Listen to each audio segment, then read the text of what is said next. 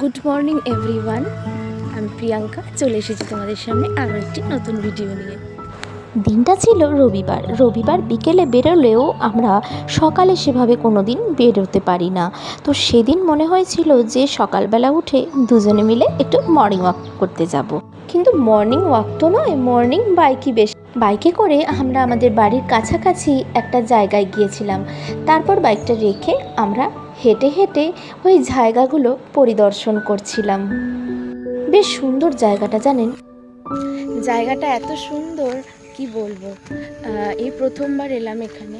আজকে রবিবার, আজকে মনে হলো যে একটু মর্নিং ওয়াক করে আসি, বাট মর্নিং ওয়াক না, মর্নিং বাইক হয়ে গেছে। বাইকটা নিয়েই এসেছি এতটা দূর। মানে আমরা থাকি কোন্নগর, এসেছি হিমমটরের একটা ফ্যাক্টরি বহুদিন যাবৎ বন্ধ হয়ে পড়েছিল। তো এর ভেতরে কোনো দিন ঢোকা হয়ে ওঠেনি। ভেবেছিলাম একদিন ঢুকবো। এরিয়াটা ভীষণ ভালো, পাশে একটা সুন্দর ঝিল, আমি দেখাচ্ছি ব্যাক ক্যামেরা অন করে। এখানে একটা মার্কেট এরিয়া, অনেক দিন আগে মার্কেট ছিল, এখন অবশ্য কিছুই নেই, সবটা বন্ধ হয়ে পড়ে রয়েছে। বহুকাল আগে হয়তো ভূতের এক্সপেরিমেন্ট করা যেতে পারে। যাই হোক, সেটা এমনি মজা করলাম। তো খুব সুন্দর জায়গাটা, আমি ব্যাক ক্যামেরা অন করে দেখাচ্ছি। ভীষণ ভালো লাগছে আজকে এখানে এসে আর কি। ময়ূখ তো ঘুমোচ্ছে, উঠলে জানি না কি করবে। তা আমি আর ময়ূখের বাবা চলে এসেছি এই হিমমটর ফ্যাক্টরির ভিতরে।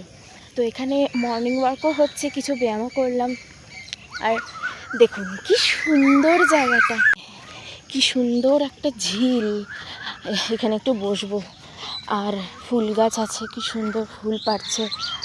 আর এই সেই ফ্যাক্টরি যেটা বন্ধ হয়ে পড়ে আছে, এই সেই মার্কেট এরিয়া যেখান থেকে এতক্ষণ এলাম।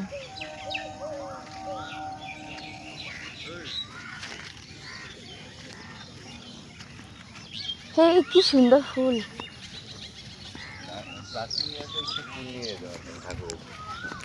কি ব্যাগ আছে তো, নিয়ে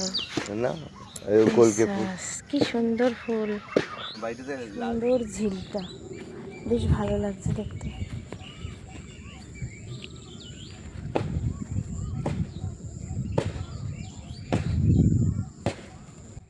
এখানে বেশ অনেকগুলো ভেড়ি দেখতে পেলাম, মানে এরকম জলাশয় করা। এখানে কিন্তু মাছ চাষ হয়। তো যাই হোক, আমরা সেদিনকে বেশ প্রাকৃতিক সৌন্দর্য উপভোগ করেছিলাম। তো আজকের ভিডিওটা এই পর্যন্তই, পরবর্তী কোনো ভিডিওতে আবার দেখা হচ্ছে। ততক্ষণ সকলে ভালো থাকুন, টাটা।